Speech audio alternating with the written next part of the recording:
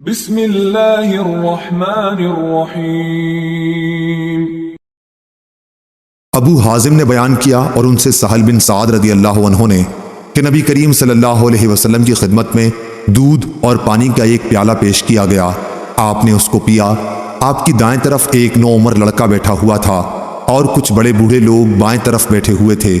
آپ نے فرمایا، لڑکے، کیا تو اجازت دے گا کہ میں پہلے یہ پیالہ بڑوں کو دے دوں؟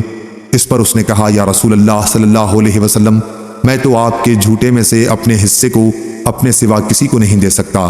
چنانچہ آپ نے وہ پیالہ پہلے اسی کو دے دیا۔ صحیح بخاری حدیث نمبر 2351۔ زہری نے بیان کیا اور ان سے انس بن مالک رضی اللہ عنہ نے کہ رسول اللہ صلی اللہ علیہ وسلم کے لیے گھر میں پلی ہوئی ایک بکری کا دودھ دوہا گیا جو انس بن مالک رضی اللہ عنہ ہی کے گھر میں پلی تھی۔ پھر اس کے دودھ میں اس کنویں کا پانی ملا کر جو انس رضی اللہ عنہ کے گھر میں تھا، حضرت صلی اللہ علیہ وسلم کی خدمت میں اس کا پیالہ پیش کیا گیا۔ آپ نے اسے پیا۔ جب اپنے منہ سے پیالہ آپ نے جدا کیا تو بائیں طرف ابو بکر رضی اللہ عنہ تھے اور دائیں طرف ایک دیہاتی تھا۔ عمر رضی اللہ عنہ ڈرے کہ آپ یہ پیالہ دیہاتی کو نہ دے دیں، اس لیے انہوں نے عرض کیا کہ یا رسول اللہ صلی اللہ علیہ وسلم، ابو بکر رضی اللہ عنہ کو دے دیجئے۔ آپ صلی اللہ علیہ وسلم نے پیالہ اسی دیہاتی کو دیا جو آپ کی دائیں طرف تھا اور فرمایا کہ دائیں طرف والا زیادہ حقدار ہے، پھر وہ جو اس کی داہنی طرف ہو۔ صحیح بخاری حدیث نمبر 2352۔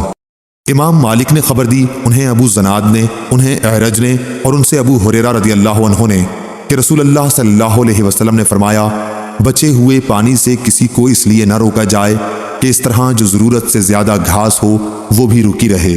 صحیح بخاری حدیث نمبر 2353۔ لیث نے بیان کیا، ان سے عقیل نے، ان سے ابن شہاب نے، ان سے ابن مسیب اور ابو سلمہ نے اور ان سے ابو ہریرہ رضی اللہ عنہ نے بیان کیا کہ رسول اللہ صلی اللہ علیہ وسلم نے فرمایا کہ فالتو پانی سے کسی کو اس غرض سے نہ روکو کہ جو گھاس ضرورت سے زیادہ ہو اسے بھی روک لو۔ صحیح بخاری حدیث نمبر 2354۔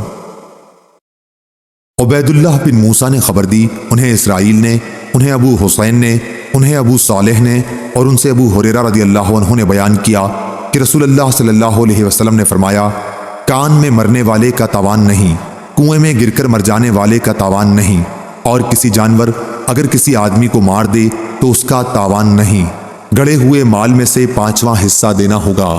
صحیح بخاری حدیث نمبر 2355۔ اعمش نے بیان کیا کہ میں نے ابو صالح سے سنا، وہ بیان کرتے تھے کہ میں نے ابو ہریرہ رضی اللہ عنہ سے سنا کہ رسول اللہ صلی اللہ علیہ وسلم نے فرمایا، 3 طرح کے لوگ وہ ہوں گے جن کی طرف قیامت کے دن اللہ تعالیٰ نظر بھی نہیں اٹھائے گا اور نہ انہیں پاک کرے گا، بلکہ ان کے لیے دردناک عذاب ہوگا۔ ایک وہ شخص جس کے پاس راستے میں ضرورت سے زیادہ پانی ہو اور اس نے کسی مسافر کو اس کے استعمال سے روک دیا۔ دوسرا وہ شخص جو کسی حاکم سے بیعت صرف دنیا کے لیے کرے کہ اگر وہ حاکم اسے کچھ دے تو وہ راضی رہے ورنہ خفا ہو جائے۔ تیسرے وہ شخص جو اپنا بیچنے کا سامان عصر کے بعد لے کر کھڑا ہوا اور کہنے لگا کہ اس اللہ کی قسم جس کے سوا کوئی سچا معبود نہیں، مجھے اس سامان کی قیمت اتنی مل رہی تھی۔ اس پر ایک شخص نے اسے سچ سمجھا اور اس کی بتائی ہوئی قیمت پر اس سامان کو خرید لیا۔ پھر آپ صلی اللہ علیہ وسلم نے اس آیت کی تلاوت کی، جو لوگ اللہ کو درمیان میں دے کر اور جھوٹی قسمیں کھا کر دنیا کا تھوڑا سا مال مول لیتے ہیں، آخر تک۔ صحیح بخاری حدیث نمبر 2358۔